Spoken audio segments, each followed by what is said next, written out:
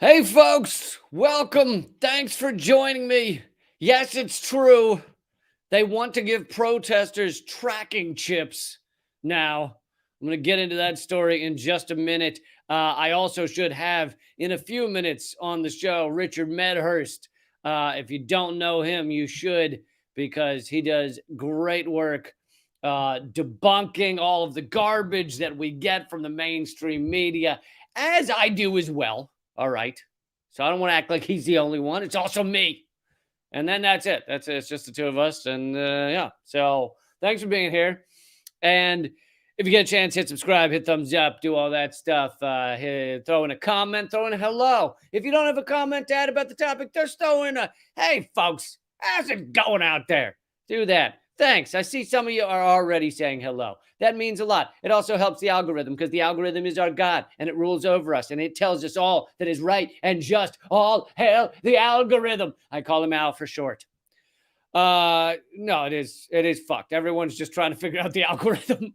But anyway, that's a side story. Let's get to the story I wanted to cover before we bring on Richard Medhurst in a few minutes. But so they are cracking down on protests, both in the U.S., where I live and where I'm from, and in the UK and many places. But it is getting to just a horrifying level where I mean, I've been going to protests for years. Some of them I've spoken at, many of them I'm just there, just being one of the people, just being a part of it, a part of the process, a part of the pushback against the ruling class, against the ruling fucking umbrella of dickheads. I don't know if you can be an umbrella of dickheads, but you know, if that invention exists, they patented it. The ruling class did. Anyway, but some of the time they'll crack down on protests by having like free speech zones, right? It's like a fucking little box of 12 feet by 8 feet, and you get to all huddle in there, and that's where you get to have your free speech. Literally, they call it a free speech zone, and they'll have a little sign there is your free speech zone. You all huddle inside, pressed up against each other. We're in the free speech zone here. This is where we're allowed to speak freely, right? In this little box. It's so dystopian and horrific. And I know someone was waiting for me to use the word dystopian. There it is. Word of the day. So, but they're now cracking down more and more on protest because they've realized that just doing things like giving you a little free speech zone, some people go outside of the free speech zone. What? And the ruling class is realizing that things are getting worse and worse. We all know that. I do episodes on it every day about how things are getting worse and worse, and people are standing up more and more. But people are realizing that the only way to get a message out there, the only way to speak about things, of course, the largest issue being the climate crisis, to speak about that crisis, to speak about how dire things are getting. One of the only ways to actually get attention on that is to actually interrupt business as usual, have protests that are jarring, have protests that are unique and creative, have protests where your average, your normals, your liberal normals go, oh, why I never, and they clutch their pearls. And there's many examples. I had friends who glued themselves to the it's like the halls of Congress, but it's outside of Congress, but it's underground where they go down to the metro and shit. And believe it or not, House members do take the metro and shit. But it connects underneath like Congress and Senate, and they glued themselves to block the doors. And you had Congress members and all of Congress's staff, right? So it's not just Congress members; it's all their staff losing their fucking mind. The people glued themselves to their doors and going, well, what does this do? And it's like, well, it gets your fucking attention, is what it does. So now they're coming up with new laws to make it highly illegal, more and more illegal to do things like this, to stand up and actually have your voice heard in a way outside of the mainstream media, because they're not going to fucking do it. All right. We know that. So this is coming from, and I got to give a caveat to this guy, George Monbiot. He writes for The Guardian. He's very well known in the UK. He is garbage on certain topics. So he's not, I would not just go to him for a lot of things. For example, he like refuses to speak about Julian Assange. You know, he has like one tweet about it once or something, and he tries to justify the fact that he never speaks about Julian Assange in that he says, "Oh, well, I have nothing to add to it. Everything's been said." And it's like bullshit. You have a lot to add to it. You're one of the biggest voices in the UK. You're one of the biggest journalists, and you can't add something to the fact that a journalist has been tortured for 10 years. Go fuck yourself. So I just want to say this guy, piece of human garbage on certain topics. However, he is quite good on the environment usually. And so there are many other sources for this, but I just happened to see his first. And so this is from him. This starts off with some of his tweets, but also gets to an article he wrote for Guardian.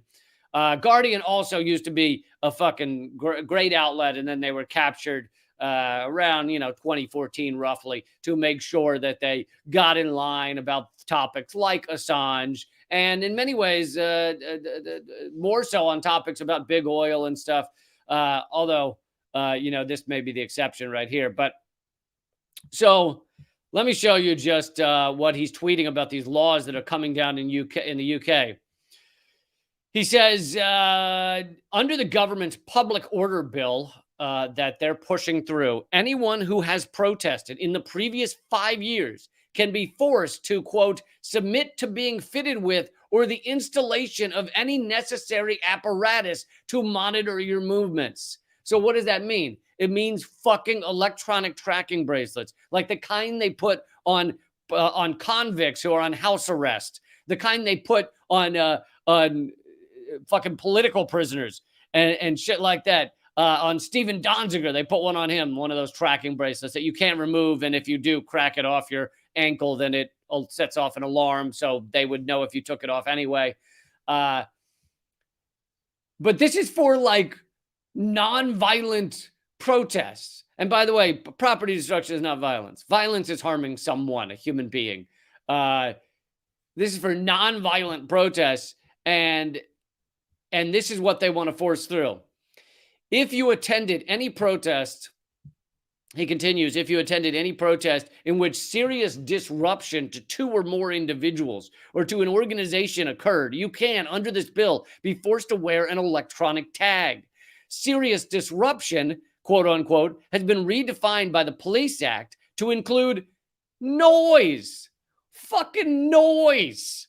If you're involved in noise, you could end up wearing a tracking bracelet for years.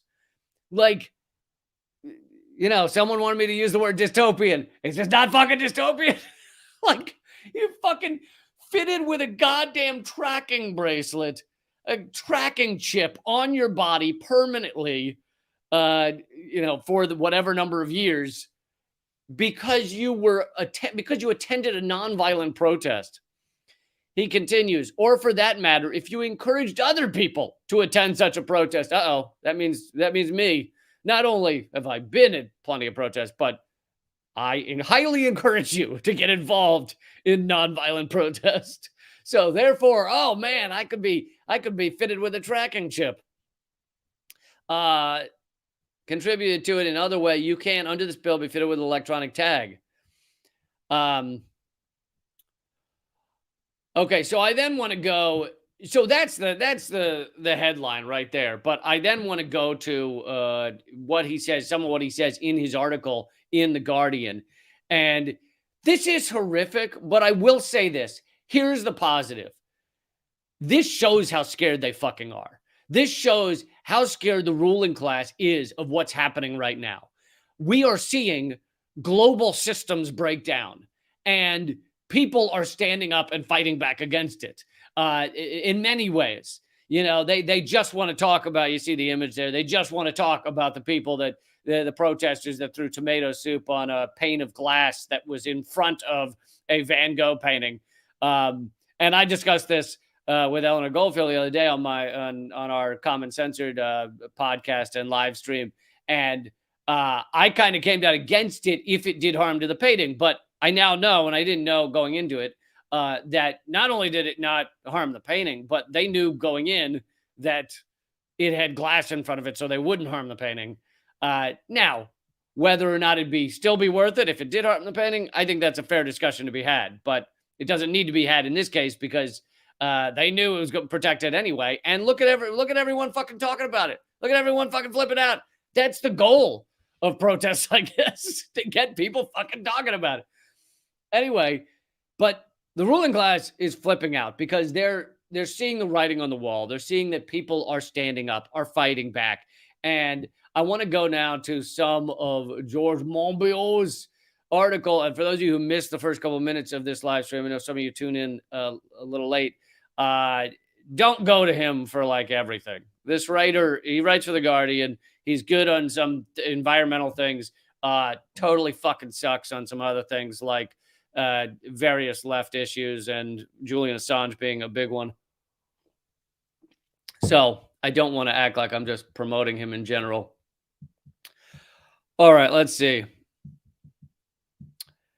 Here is his article for The Guardian. He titles it, "Do We Really Care More About Van Gogh's Sunflowers Than the Real Ones?"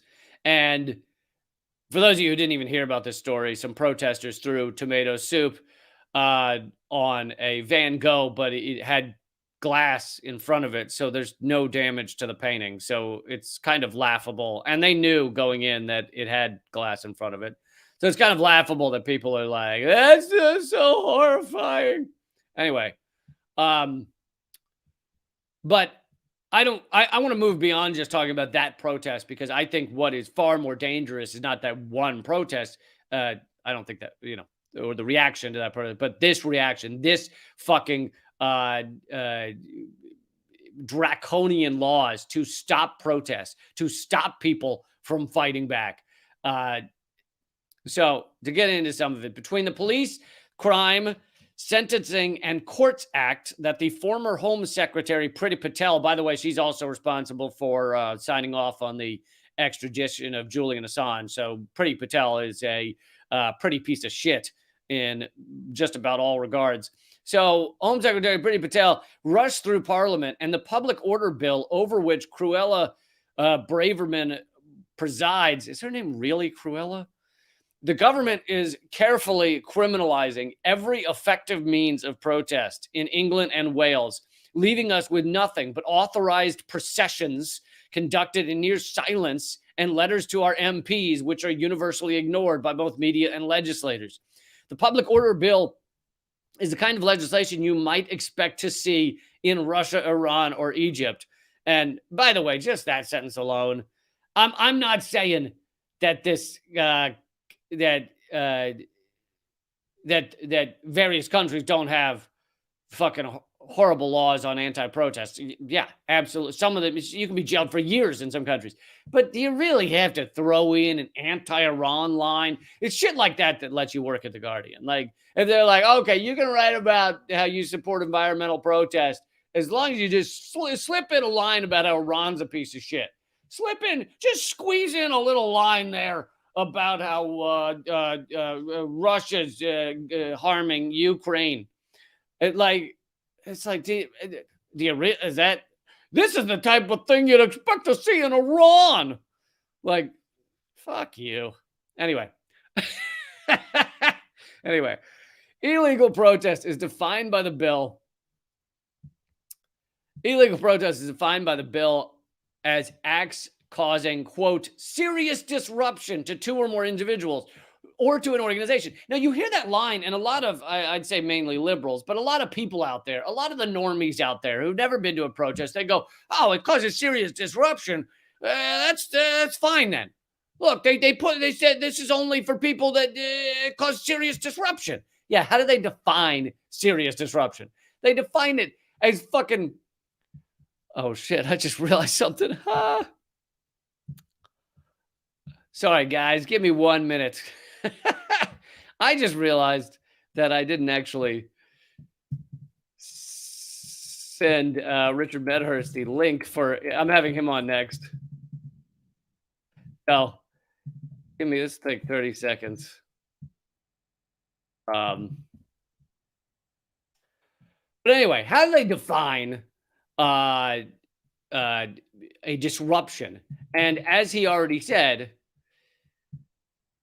it can be something as little as noise. It's fucking noise. Like what? Like you make a farting sound, and they're like, "All right, that's your electronic bracelet. We'll have you in prison for 3 years." Um. All right, it always good. It always is good if you have a guest to let them know of the actual link to where they should be appearing. But all right, so the disruption thing is serious disruption doesn't mean anything. Like fucking lawyers can do whatever they want with that. So it's bullshit.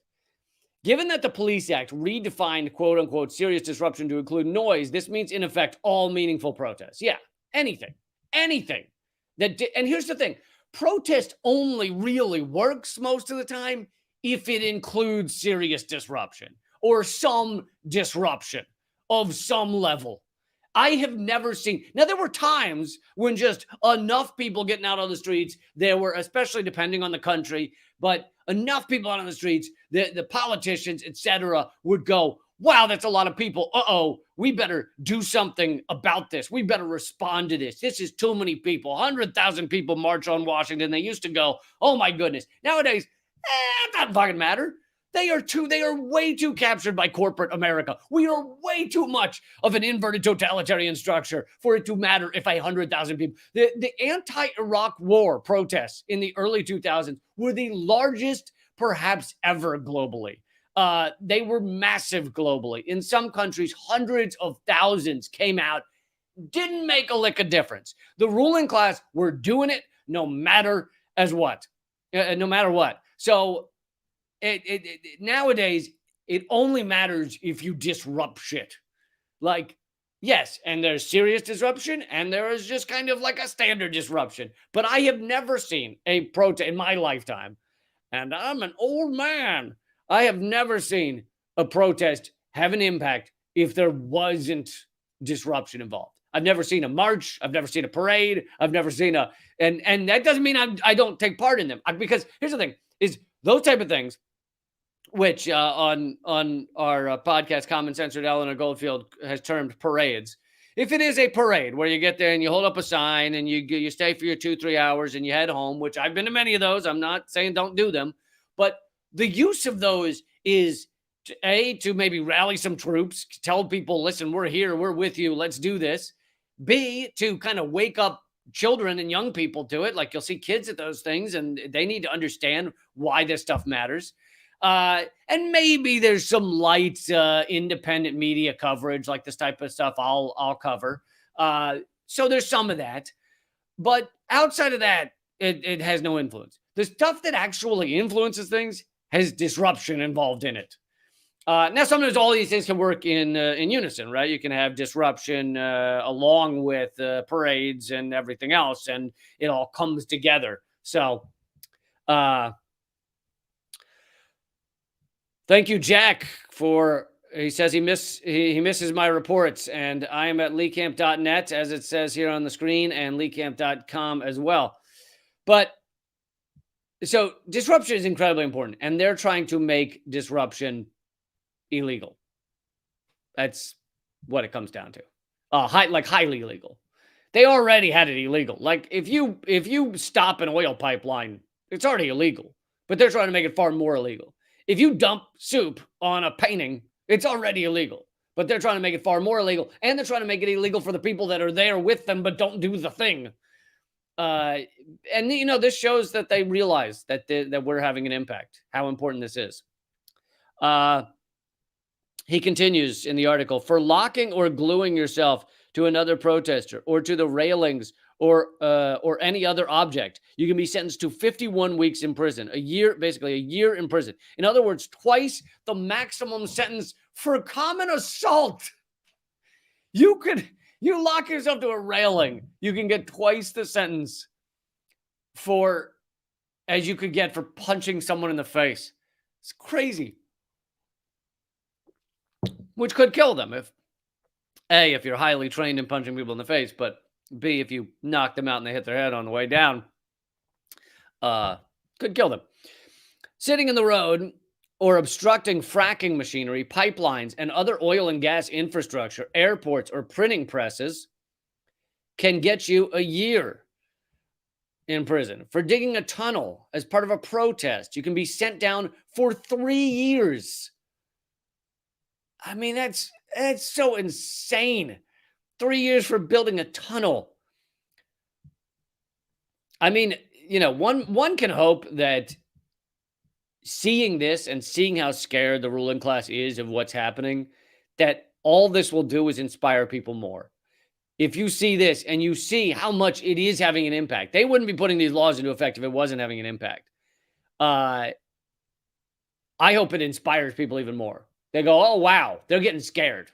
They're getting worried. They see that we give a shit about this climate, this environment, this world, and we are willing to put things on the line to save it, and they're getting scared.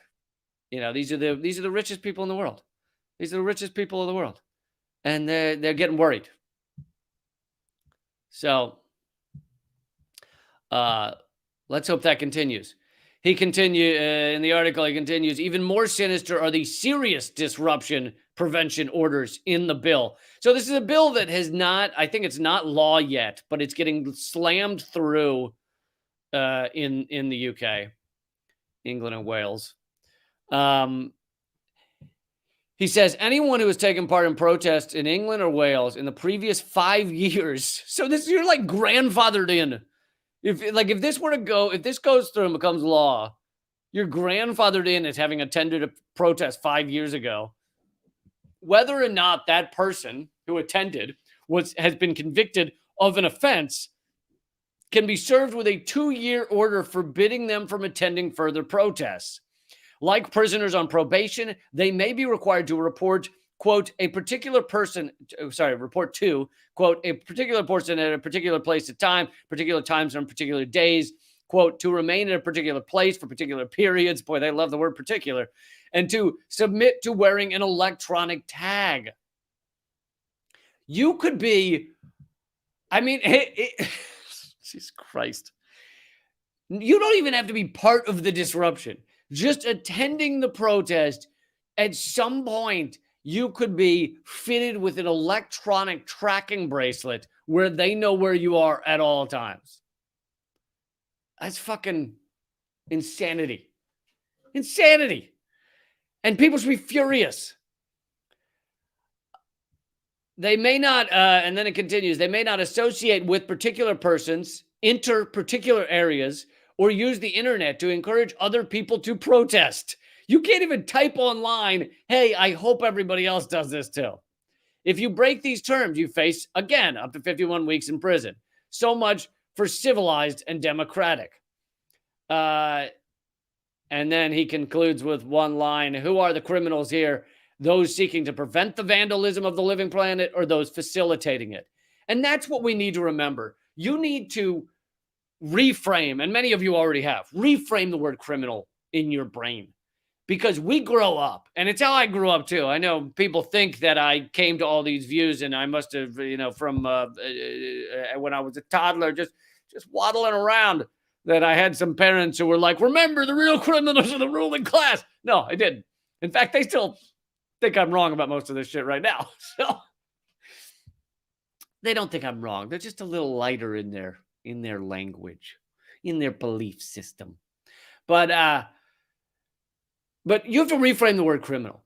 The true criminals, the real large scale, the umbrella of dickheads at the top, those are the true criminals. They are raping the planet, destroying our future, destroying our ability to live on this planet, destroying the ability of so many animals that go extinct every fucking week on this planet. Destroying that possibility to ever have a livable, ongoing life system on this planet. Those are the criminals. 100 corporations are responsible for 71% of all greenhouse gases. Those people that rule those companies, at the top in the board of those companies, and make sure to market to everyone else, make sure that all of us are using those companies, make sure that we don't get in the way of how they do business. Those are the true criminals. Those of us trying to stop it, those of us speaking to each other about how to stop it, even if you just do it on a small scale, you don't have to have a video platform like I do. You could just talk to friends, talk to family. Those of us trying to stop it are not the criminals, but in the courts, in these bills they're forcing through, we're called the criminals. And that's that reversal of, it's trying to change the mindscape, trying to change the mental understanding of what is wrong and right in this world. They're trying to subvert our moral instincts, our ethics, where we naturally grow up. And as a kid, unless you have a true psychopath as a parent, you grow up thinking, I like nature. I like the environment. I like to see it. When you see an animal, you go, oh, that's you know, as a kid, oh, that's cute. That's nice. You don't even nowadays. You talk to an adult or something who loves eating meat, and they may look at an animal and tell you, oh, I go, that's delicious. That's what I say. And you know, they're assholes, but there's people like that. You'd never find a kid like that. You'd never find a little toddler walking around who sees a fucking farm animal and goes, that looks delicious. No, they go, they want to feed it out of its their little tiny hands, right? It is very natural in us to want to live and let live and see a thriving world. And the criminals are the people writing these laws who want to stop those of us who fight against the destruction of this fucking planet.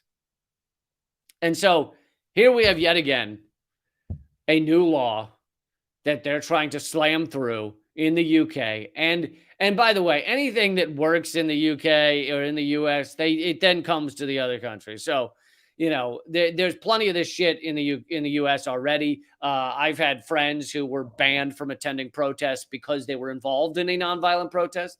One friend of mine was involved in putting a big banner. He was climbing up construction equipment and putting a big banner up that said "Stop the pipeline," a specific pipeline that they were involved in protesting. And for that, you know, they went to court and they were arrested that day. So they served, I think, you know, at least a day or two in prison, or jail. But then when through the court proceedings, they had to pay all, you know, whatever fine. And then they also were restricted from attending any other protests for like 2 years or something. So it's to try and stop people who actually give a shit and are fighting back from attending these protests, being a part of them. And so that stuff's in the US already. I haven't heard of a non-violent protester having an electronic tracking bracelet on them yet, but I'm sure it's coming. Now, you could also call Stephen Donziger a non-violent protester because he was a lawyer who represented the indigenous and won a lawsuit for billions of dollars against Chevron, and he was forced to wear an electronic tracking bracelet. So there are caveats. But anyway, I wanted you guys to know about this. We got to keep fighting back against this. And the positive side is it shows it's working. It shows they're getting scared. If they've got to put electronic tracking bracelets on nonviolent protesters who attended a fucking protest and weren't even the ones who locked themselves to a gate or a pipeline or whatever, then that shows they're worried. That shows they're not happy with the way things are going. So that's the positive side of that. All right, I want to move on to our next story, and it is a guest that I'm very excited to have on. We're going to talk about Iran, Ukraine, and maybe plenty of other stuff, but we'll see how much we can squeeze in here. He does amazing videos. You should check him out on YouTube. Richard Medhurst. Hi, Lee. How are you doing? Thanks for having me on. Yeah, thanks for being here. I really appreciate it. I know you're a busy man. How you been? Busy. Yeah. There's always something going on in the world, right? So we can't sleep. We have to be glued to the news 24/7. But it's been a while since we talked, so I was really excited to come on because I heard you talking about these bracelets now. What like, and it's so funny because they always talk about protesters being restricted, like in the global South, and then when you look at how they're treating them in the West, and well, I'm sure we're going to get into that, but Well, yeah, and you know, that's one of the lines in that Guardian article. And the Guardian does a lot of awful propaganda shit, but you know, occasionally on the environment they do something accurate. And that article was saying, "Oh, this is something you'd hear about in the, you know, in Iran or so." So they had to include some sort of dig against Iran, but Right. their point is sound that we act like, "Oh, this doesn't happen in the West. This is other countries that arrest you for protesting and stuff." Oh no, it absolutely happens in the West. Yeah, yeah, I like how every time they make any sort of self-criticism, it has to be, they have to take a jab at another country, like, "Oh, that's only in Korea, that's only in Yeah. Iran," like like that's the low standard and we're above it, so it's impossible that we do bad things. Right, right, right, right. Yeah, so I wanted to have you on. I mean, there's plenty of stories. Yeah, I don't think I've talked to you since before probably since before I had all my platform and TV show shut down and everything. So yeah. Nah, that's not possible, Lee, there's no censorship in the West. We don't No, do no, that. yeah, none whatsoever, especially for comedians. You know, we're allowed to say whatever Never. we want. This is my own pet peeve. But they call, you know, Chappelle and Ricky Gervais, they're canceled even though they're on the largest platforms in the world. They're Yeah, like, they aren't they still getting Netflix deals and they do yeah, Netflix deals yeah, or something? Yeah. $100 million Netflix deals, but they're the ones who are canceled for their anti-trans garbage.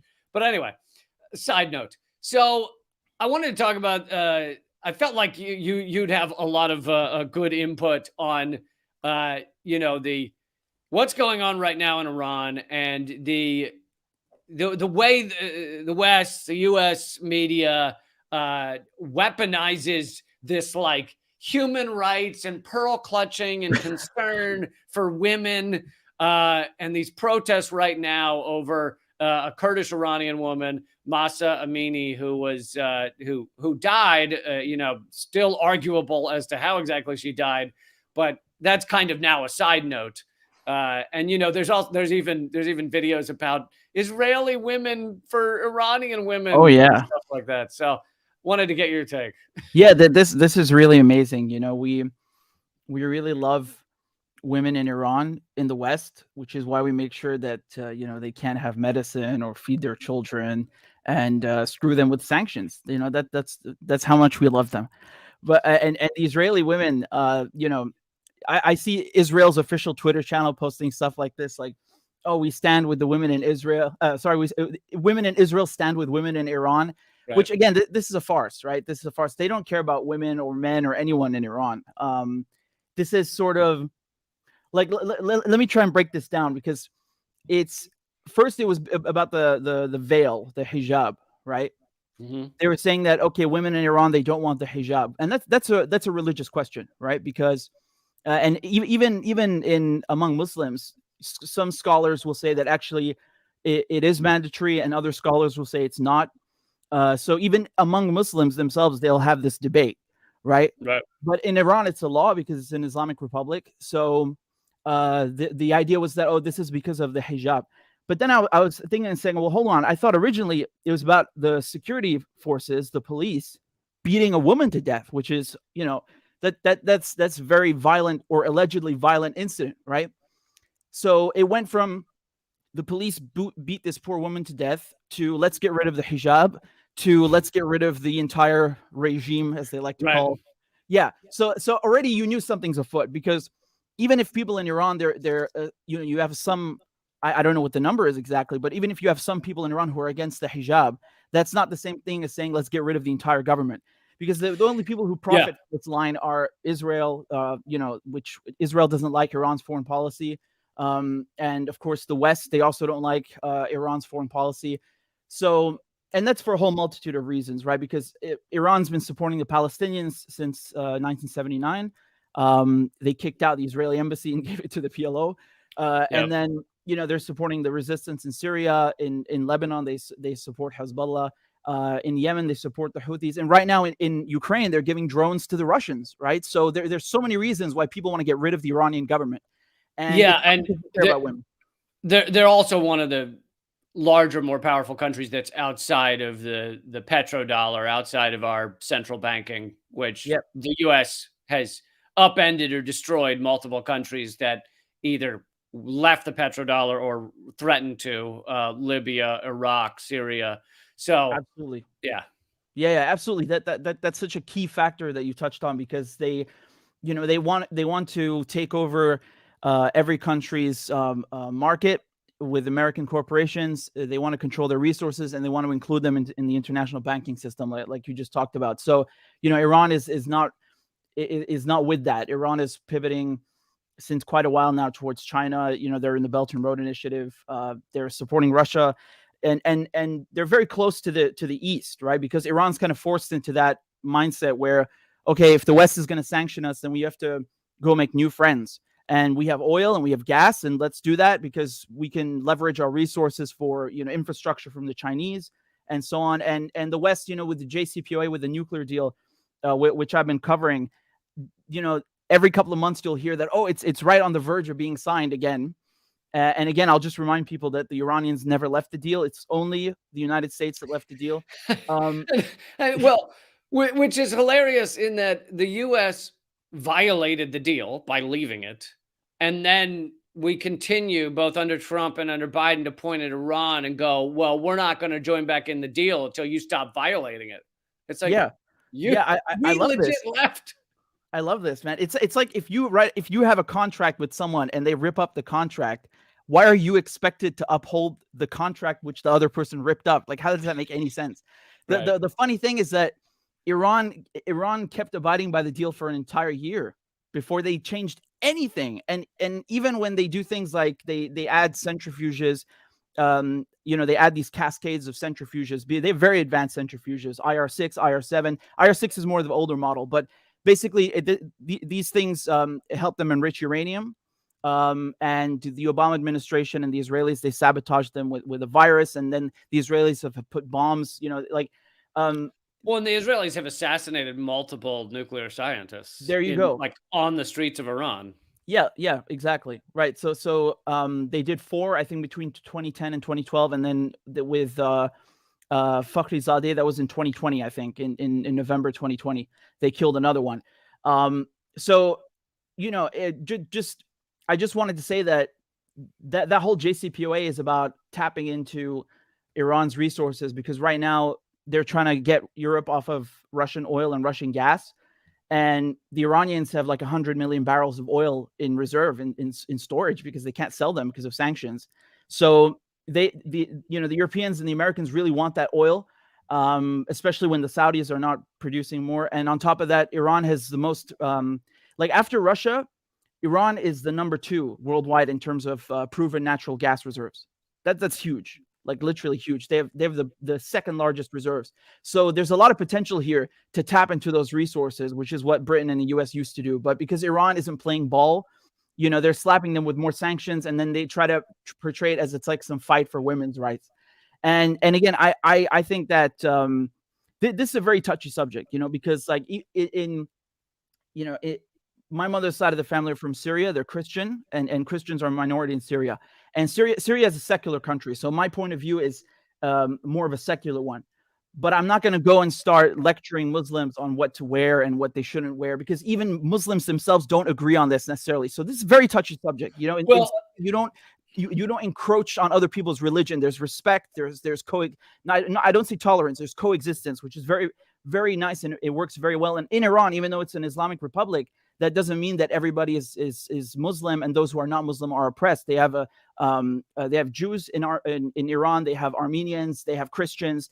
So Iran is very, very tolerant. And this idea that it's up to people in the West who are not Muslim to lecture them about what to wear, I don't think that's appropriate at all. And the thing is that even if you were somehow to be okay with that, this is not the real issue. They're using right. this death of Mahsa Amini to get into Iran's affairs, and they always do this. They did the same thing with Syria in 2011. Yeah. That's the point I tried to make when I talked about it the other day. Is it doesn't mean I support if the police killed her, which is debatable at this point, but whatever. Let's say they did. It doesn't mean I'm fine with that. It doesn't mean I'm opposed to protests against police. I think I've supported every protest against police I've ever heard of. So it doesn't matter the country. I'm for protest against police. But the thing is, the U.S. we are in no position to lecture or punish anyone for human rights abuses when we kill, millions around the world, 6 million in the war on terror alone. Yeah. We can't go, well, we're going to harm that country because they're violating human rights. It's laughable. It's like Jeffrey Dahmer telling people whether they can, don't beat your dog. I'm opposed to that. It's like, dude, you're fucking eating people, you asshole. So it's ridiculous to listen to the U.S. on human rights. And then beyond that, this is like an ongoing the system that the U.S. does. We wait for something to happen. It's kind of shock doctrine, but in a regime change manner. We wait for something to happen, which may be legit, and then we throw in all of our resources, NED, whatever else, media, all this shit to try and force regime change rather than let it be a legitimate protest in that country. Yeah, you nailed it. That's it. So like it's like you said, I don't know if the police killed her or not.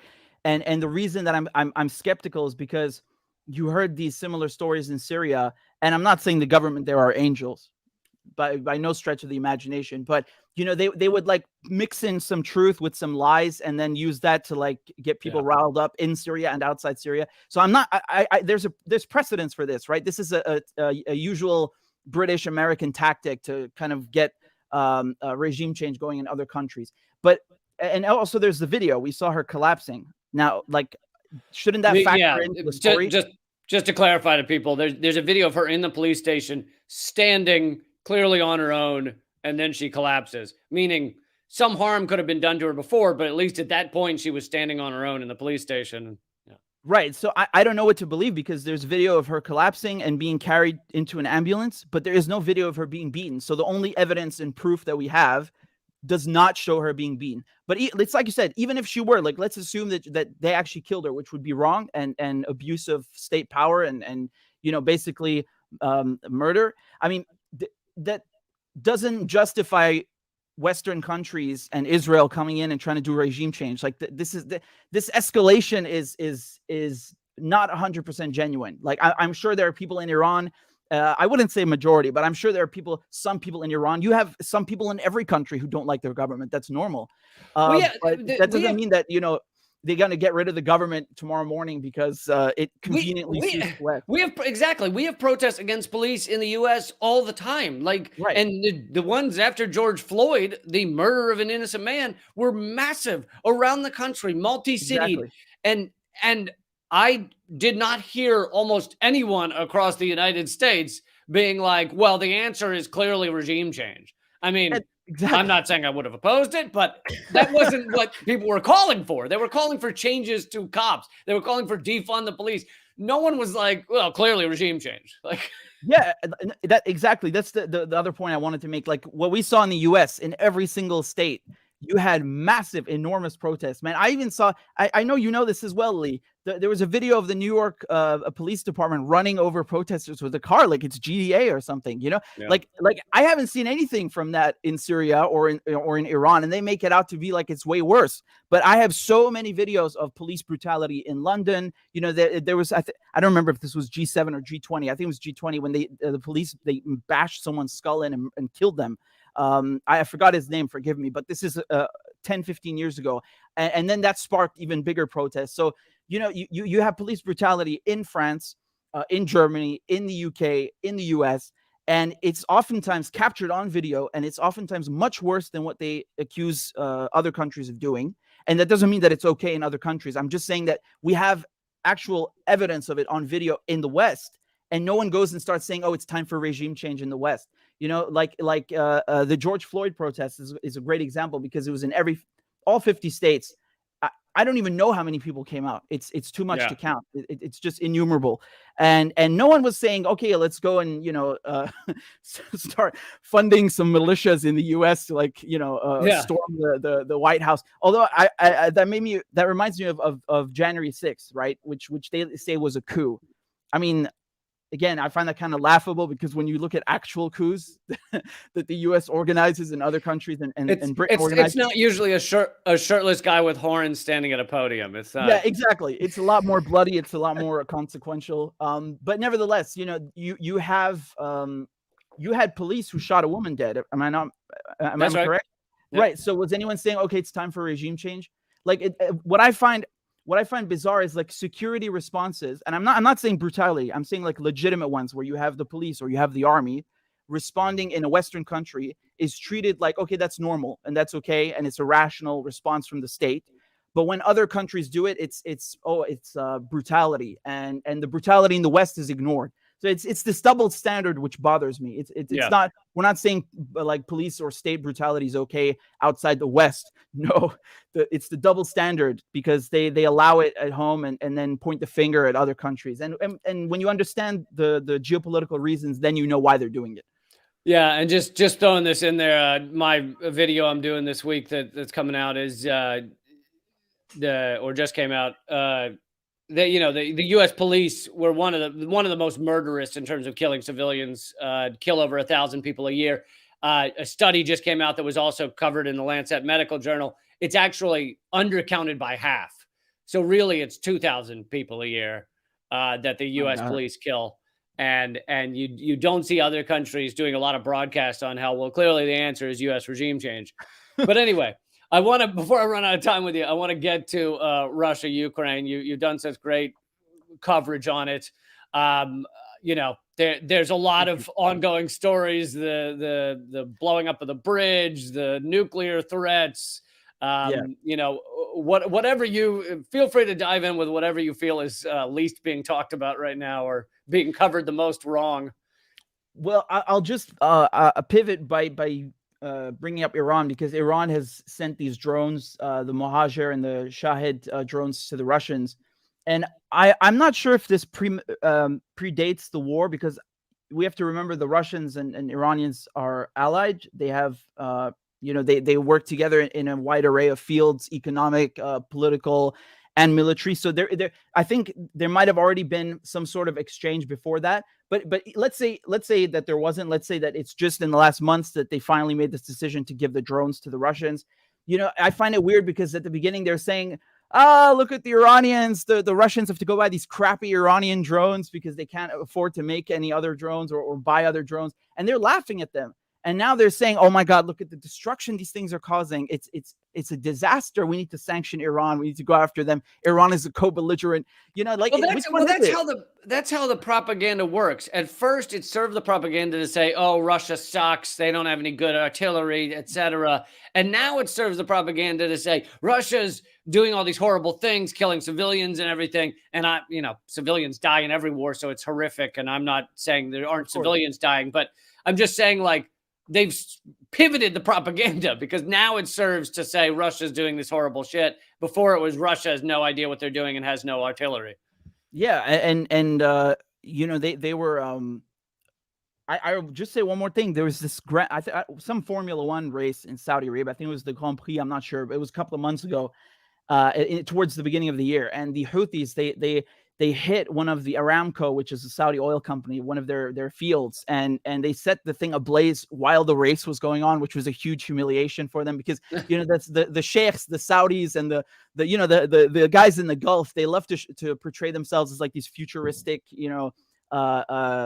cities, and they're building things in the desert and holding all these big exposés and stuff, and that was very humiliating. And they said it was an Iranian drone, so they weren't laughing back then. And that was actually, there were no civilians harmed in that. That was they just hit the economic machine of the Saudis, which is funding the war against Yemen. So when it serves the propaganda, they'll say the Iran drones are effective, and then when it doesn't, they'll make fun of the Russians. And it's funny seeing them care about civilian deaths all of a sudden. Like, if you want to talk about civilians killed by drones, I mean, we have a whole laundry list that we can go through of NATO killing, people in Yemen, in Afghanistan, Pakistan, Syria, you name it.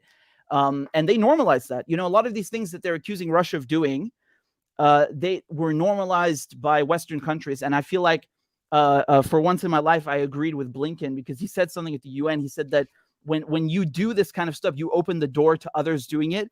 And he's right. But the thing is, it's the United States that opened the door to this. So what I feel is not being talked about enough right now, I would say the Golan Heights, these referendums took place in Ukraine, and they said they were sham referendums, and that Russia is violating international law and by annexing these things. And I just find it incredible they suddenly care about international law, because the Trump administration said that the Syrian Golan Heights, which were invaded by Israel and annexed by Israel, so they invaded them in 1967, annexed it in 1980, 81, and there was no referendum, by the way, because there are no Israelis there. So the United States changed its position under Trump to recognize what is Syrian land as Israeli land. And then Trump also moved the U.S. embassy to Jerusalem and so on. So he violated several resolutions against Syria's Golan Heights and occupied Jerusalem. And the Biden administration comes in, and it's Blinken, the Secretary of State, on TV with Wolf Blitzer. And Blitzer asks him, are you going to reverse that decision by Trump to recognize the Syrian Golan Heights as Israeli? And he says, he starts with something like legalities aside, so that shows you how much he cares about international law. Like it's an afterthought, legalities aside. So, okay. And then he says, as long as Bashar al-Assad is the president in Syria, we're not going to recognize this again as Syrian soil, even though it's internationally recognized as Syrian soil. So, the U.S. has been doing this for a long time, just carving up borders. The French and the British did that before them during the colonial era. This is a Western tradition. And now they're mad that the Russians are doing it. And the funny thing is, it's not even, you can't even make it that much of a comparison, because in the Golan Heights, there are no Israelis. The Israelis are doubling the number of illegal settlements to try and legitimize it as being Israeli, but it's never been Israeli. At least in eastern Ukraine, you can make the argument that there are actual people there who identify as Russian. You can't make that argument in the places that the United States and Israel and the UK violated international law. So once again, we have this issue of double standards. You mentioned that the U.S. and the West have a long history of carving up other nations, and I just want to throw in as a tangent, one of my favorite bits of history is I believe it was 1855 Berlin Conference, where literally just a bunch of white guys got into a room, put a big map of Africa on the wall, and just drew nation states that meant nothing to the tribes, to the peoples, to the ethnicities across Africa, and just caused, besides the fact that it's obviously a bunch of white countries saying we now own you, and they were already doing that before, but they carved it up more specifically. But beyond just that, you ended up with all kinds of warring and strife and problems just by the fact that the tribes were cut in half by new nations that they knew nothing about. Other peoples that were already warring were suddenly put together in the same nation. It's just madness. It's almost comical, like it's something out of a movie. Like, okay, yes, I'll have this boy, and you can take that little piece over there, and yes, we'll share this one. Yes. Yeah. And the French and the British, they did this with in 1916 with Sykes-Picot. Same thing. They just like pulled up a map of the Middle East and carved it up. And then of course, like you said, this creates conflict. I mean, to this day, right until this minute when I'm talking to you, Lee, there's a war. There's occupation in Palestine because of the British, promising a Jewish homeland in Palestine, as if Palestine was theirs to give in the first place, or ours to give in the first place. Like they made this in 1917 with the Balfour Declaration, and then in 1948 they gave up the mandate. And they tried to do this like through the UN. That's how they legitimize it, but it doesn't change the fact of the matter that these borders in the Middle East were created by the French and the British. And even India, Pakistan, again, this is another, the British, they come, they plunder, and then we carve up new borders and we leave and destroy those places and leave them warring for 100 years or more. And we're still feeling the effects of that to this day. So but you're sad the Queen died, though, right? Yeah. Well, I love this like paradox. Like they say, you have people who say, well, she's not responsible for any crimes because she only plays a symbolic or ceremonial role. She doesn't, even though she has to, I mean, I don't care what you say, she has to sign, she has to give royal assent to every law that passes parliament. So if her signature is on the goddamn bill, how are you going to tell me she's not involved in the legal process? Well, also, this is similar with when people would say, well, Obama tried to do certain things, but Congress stopped him.